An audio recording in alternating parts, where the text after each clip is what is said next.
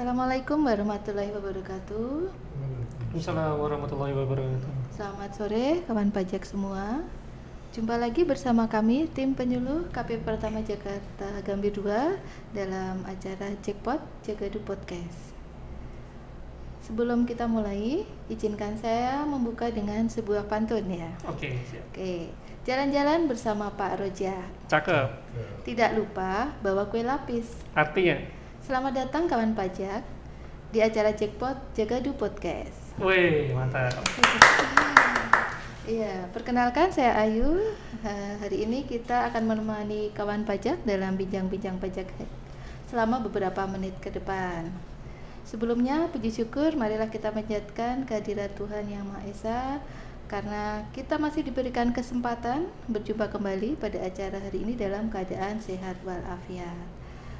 Baik kawan pajak, sebagai informasi bahwa Jackpot atau Jagadu Podcast adalah salah satu saluran berbagi pengetahuan perpajakan bersama kami tim penyuluh pajak KPP Pratama Jakarta Gambir 2. Pada kesempatan kali ini saya tidak sendiri ya kawan pajak.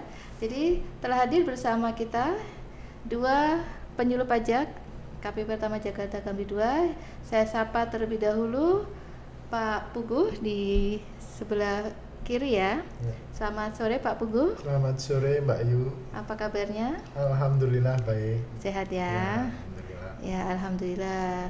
Bergabung juga bersama kita ini ada Mas Yayan Bahtiar. Selamat sore Mas Yayan. Selamat sore Mbak Ayu, selamat sore kawan pajak semua. Iya, sehat ya? Alhamdulillah sehat-sehat. Iya, alhamdulillah.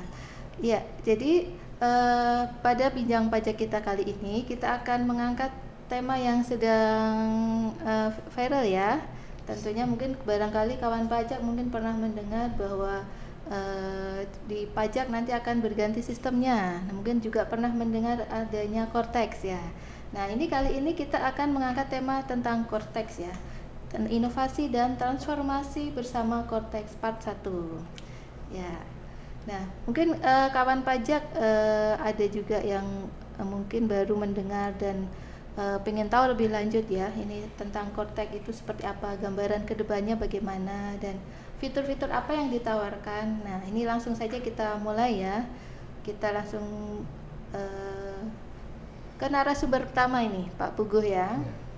Nah, mungkin bisa digambarkan ke kawan pajak ini yang dimaksud dengan Cortex itu seperti apa dan gambaran kedepannya seperti apa Pak Puguh. Oke, terima kasih Mbak Yu. Jadi kawan pajak sekalian, Cortex merupakan sistem administrasi layanan Direktorat Jenderal Pajak yang memberikan kemudahan bagi penggunanya, yaitu masyarakat wajib pajak, baik internal maupun eksternal. Yang Cortex ini mengedepankan kemudahan, fungsionalitas, otomasi, dan digitalisasi layanan administrasi perpajakan.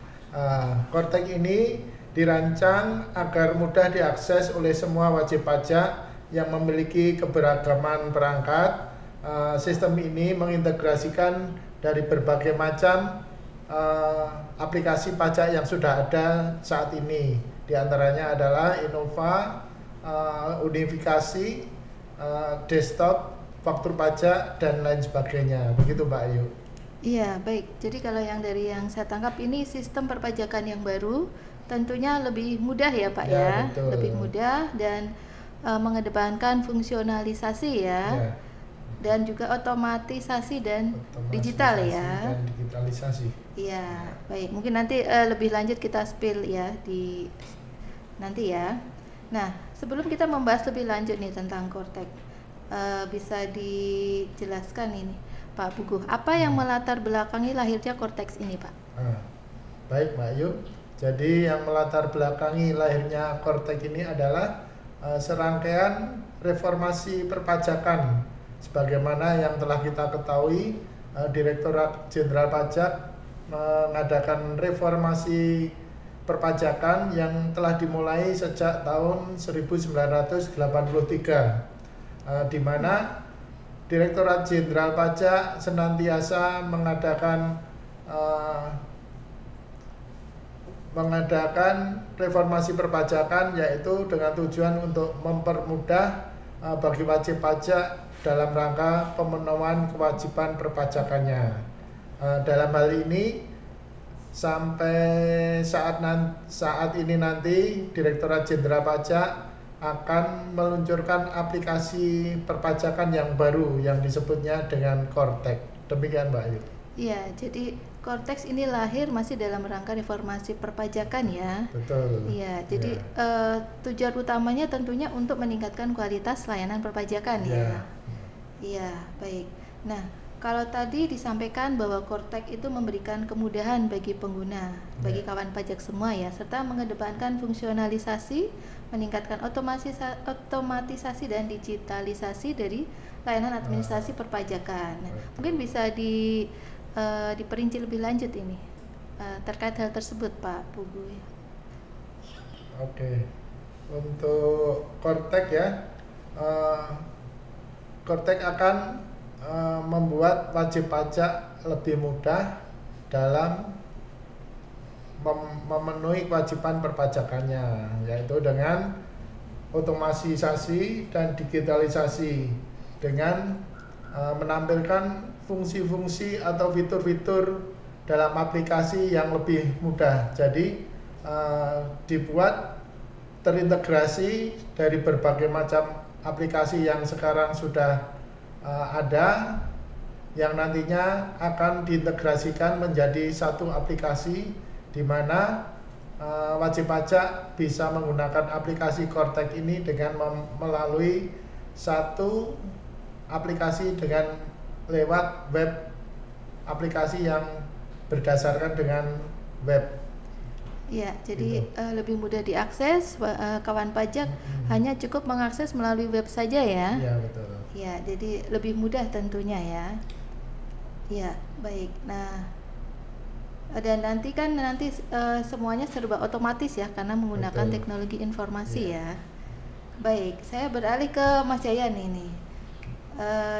Jika tadi sudah disampaikan ya bahwa Kortek itu memberikan kemudahan bagi kawan pajak. Nah, pastinya kawan pajak juga ingin tahu ini seperti apa gambaran lebih lanjut Kortek ke depannya. Hal-hal baru apa saja yang ada di Kortek dan apa yang membedakan dengan layanan perpajakan saat ini? Iya, baik Pak Ayu. Kawan pajak, kalau misalnya tadi sudah disinggung ya, semua hal terkait dengan digitalisasi, otomatisasi ya. Kalau misalnya kita bicara tentang kemudahan. Kenapa Kortex ini bisa memberikan kemudahan kepada wajib pajak? Karena tadi juga sudah disinggung bahwasanya Kortex ini berbasis web. Berbasis web ya. Berbasis web. Kalau kita bandingkan dengan kondisi yang saat ini, aplikasi dari Direktorat Jenderal Pajak memang beberapa sudah ada yang berbasis web ya, semisal gamifikasi atau e-Bupot pasal 21 atau web e-faktur ya. Namun ada juga yang sebagian sisanya masih berbasis instalasi desktop ya, semisal aplikasi e-faktur desktop, kemudian e-form ya, ada juga e-form. Nah, keunggulan dari layanan berbasis web adalah layanan bisa diakses di mana saja ya. Baik, ya, diakses ketika kita berbeda perangkat misalnya, kita tidak perlu menginstal lagi aplikasi desktop ya. Kalau kita bisa login gitu betul, ya. Tinggal login saja, tinggal kita mengakses web browser, kemudian kita login, sudah seperti itu. Dan keunggulan berikutnya adalah wajib pajak tidak perlu melakukan update. Ya, kalau kita bandingkan dengan aplikasi yang desktop, kalau kita misal dari Direktorat Jenderal Pajak ada update, maka wajib pajak harus mengupdate aplikasi itu tersebut ya.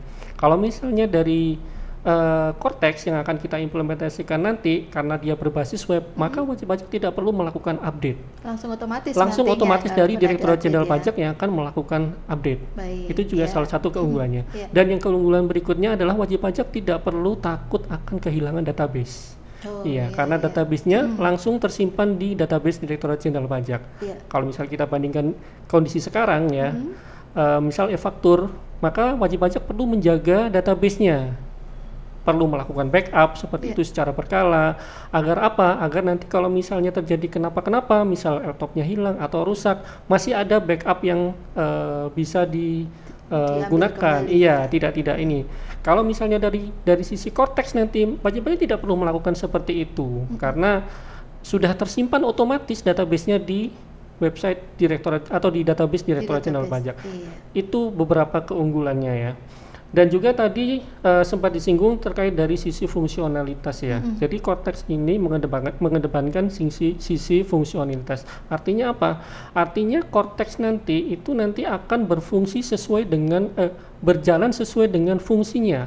Di situ ada fungsi pelaporan, di situ ada fungsi pembuatan bukti potong ya, di situ nanti ada fungsi pembuatan billing, dan itu semua akan dirangkum menjadi satu melalui satu pintu Cortex itu semuanya ada dalam satu rumah istilahnya.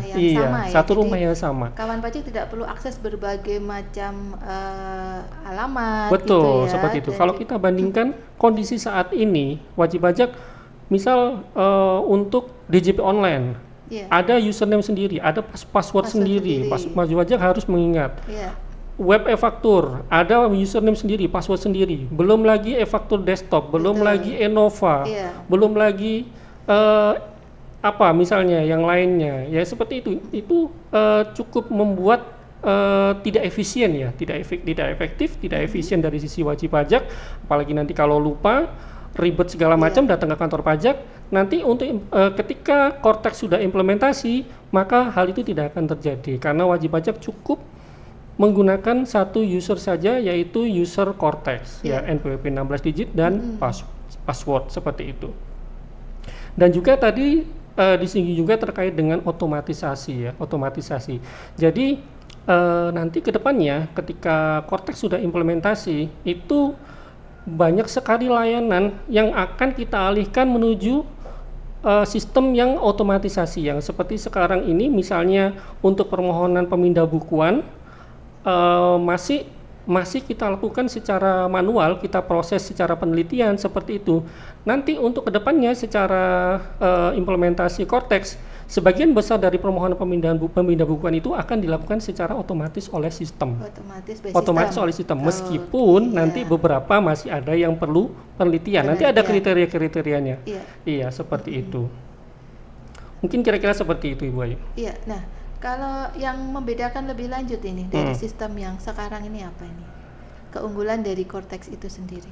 Selain tadi kan udah fungsionalisasi otomatisasi dan digitalisasi. Apalagi kira-kira? Yang perlu menjadi catatan yang membedakan sistem yang sekarang dengan Cortex nanti ke depannya nanti ada 3 poin.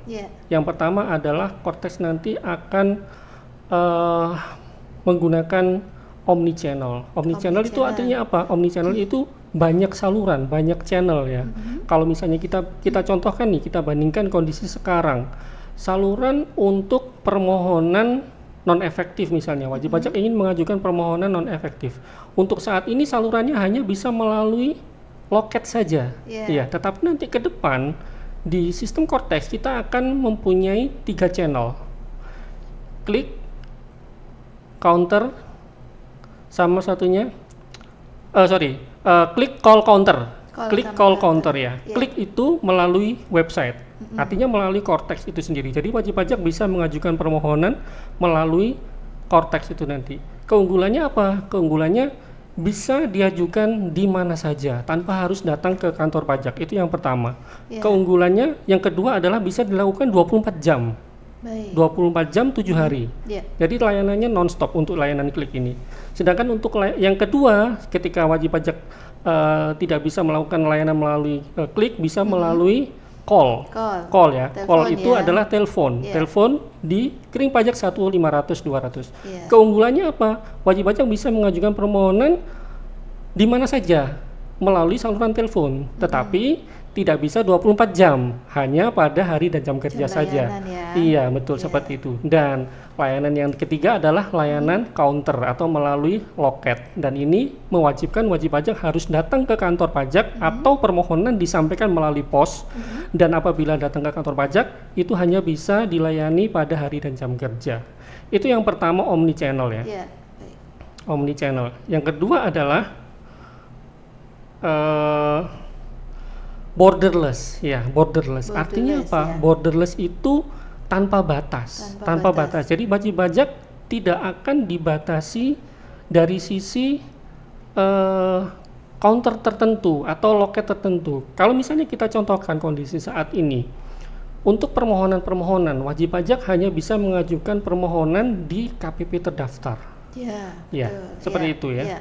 Ketika nanti implementasi Cortex, untuk permohonan melalui counter tidak akan dibatasi hanya pada KPP terdaftar, tetapi bisa diajukan di seluruh KPP di mana saja di wilayah Indonesia, seperti itu. Jadi dan yang ya, iya betul. Dan yang ketiga adalah terintegrasi. Jadi nanti seluruh proses bisnis itu nanti akan terintegrasi satu sama lain. Jadi kalau boleh kita contohkan, misalnya dari pihak misalnya pemberi kerja, pemberi kerja mempunyai karyawan, dari karyawan digaji, lalu dari gaji tersebut dipotong oleh pemberi kerja. Pemberi kerja membuat bukti potong. Kalau kondisi saat ini, pekerja akan membuat bukti potong, kemudian bukti potong diserahkan secara manual kepada pegawainya, untuk kemudian oleh pegawainya dilaporkan di SPT tahunan. Ketika implementasi Cortex, nanti bukti potong ketika sudah disubmit oleh pemberi kerja, otomatis bukti potong tersebut akan masuk ke akun Cortex dari masing-masing pegawai. Secara otomatis secara otomatis dan real time. Iya, jadi, saat itu juga itu. Jadi lebih cepat ya. Jadi tidak ada istilahnya kesalahan kesalahan kirim. Kalau misalnya kita bicara tentang faktur pajak ya, pajak. Penjual menerbitkan faktur, kalau kondisi saat ini mungkin bisa jadi ada yang tidak dikirimkan atau tidak disampaikan faktur pajaknya, atau dikirim tapi salah alamat seperti itu. Nanti ke depannya ketika implementasi Cortex, maka ketika penjual menerbitkan faktur pajak, otomatis akan menjadi faktur pajak masukan dari sisi pembeli. Akan langsung muncul di akun Cortex-nya. Pembelinya itu iya, betul seperti itu. Dan itu nanti akan ada notifikasinya, ada notifikasi masuk bahwasanya akan ada faktur pajak. Dan real time ya. Dan itu bisa dimonitor dari sisi pembeli misalnya, seperti itu. Iya. Nah, kan tadi kan real time ya, jadi seluruh data kan terintegrasi ya. Tadi tentunya itu salah satu hal juga yang menguntungkan bagi wajib pajak ya, dan nanti lebih mudah dalam pelaporannya ya ke depannya ya. Dan juga ada satu lagi fitur yang nanti akan lebih membuat wajib pajak lebih data wajib pajak akan lebih transparan. Jadi nanti di Cortex itu akan ada data 360 view atau 360 degrees view dari menu itu, akan tertampil status-status dari wajib pajak. Seluruh transaksi juga akan muncul dari wajib pajak seperti itu. Jadi di halaman wajib pajak itu nanti akan muncul ya. Semuanya ya. Akan muncul statusnya, misalnya statusnya aktif atau NE, statusnya PKP atau non PKP. Mungkin juga ada tunggakan di situ, itu nanti akan muncul. Jadi wajib pajak tidak perlu lagi telepon ke KPP tanya, ini saya PKP-nya sudah dicabut atau belum, saya statusnya sudah NE atau belum, saya masih ada tunggakan atau enggak. Itu semua nanti bisa dilihat di akun Cortex wajib pajak masing-masing wajib pajak, seperti itu. Jadi kawan pajak nantinya bisa melihat lebih detail ya informasi terkait perpajakan masing-masing ya. Betul, seperti Tidak itu. Seperti sekarang mungkin hanya terbatas ya informasi yang ditampilkan ya. Jadi cukup banyak ya hal-hal baru di Cortex ya kawan pajak. Nah, selanjutnya apa hal menarik lainnya ini? Satu hal yang menarik yang saya tidak tahu ya, ini apakah sudah banyak diketahui oleh wajib pajak atau tidak. Tapi kalau misalnya wajib pajak sudah pernah mengikuti kelas pajak kita atau sosialisasi kita yang di tahap 1, atau mungkin mencari informasi terkait dengan Cortex di laman pajak.go.id, ada satu fitur, yaitu namanya kita sebut dengan fitur impersonating. Seperti apa fitur impersonating itu? Jadi fitur impersonating ini kita lebih mengedepankan sisi keamanan data wajib pajak. Keamanan. Nah, Iya. mungkin bisa dijelaskan lebih lanjut ini, Iya. maksudnya seperti apa? Kita coba lihat kondisi sekarang. Kondisi sekarang, misal saya punya perusahaan, saya punya PT, dan saya tidak mungkin mengelola PT itu sendiri. Artinya mengelola akun perpajakan DJP online itu sendiri. Saya mendelegasikan kepada pihak lain, misalnya kepada konsultan seperti itu. Yeah. Apa langkah yang harus saya lakukan?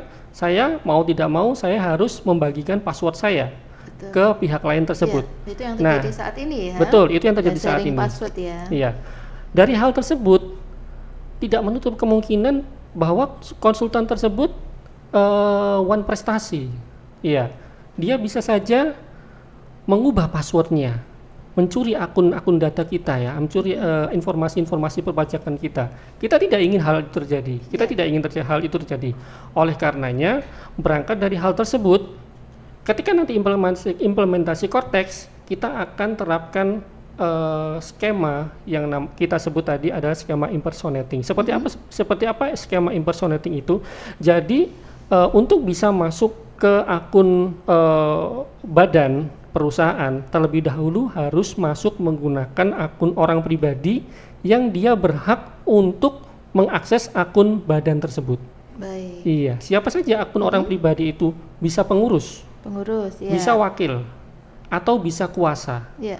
Itu pengurus adalah sudah jelas yang namanya tercantum di dalam akte itu. Dan di dalam pengurus itu nanti juga akan ditentukan satu orang PIC.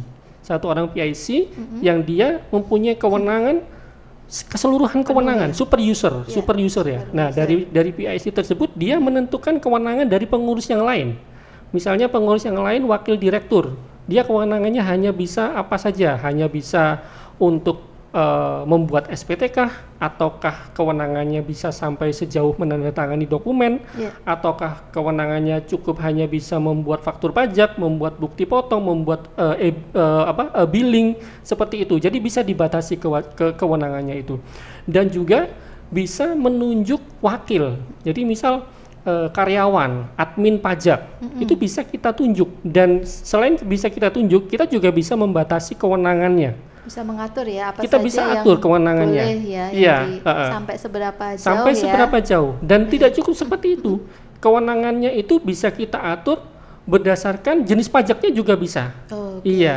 Misalnya dia hanya menangani masalah PPN saja, atau menangani masalah PPh pasal 21 saja. Itu bisa kita atur melalui akun Cortex ini.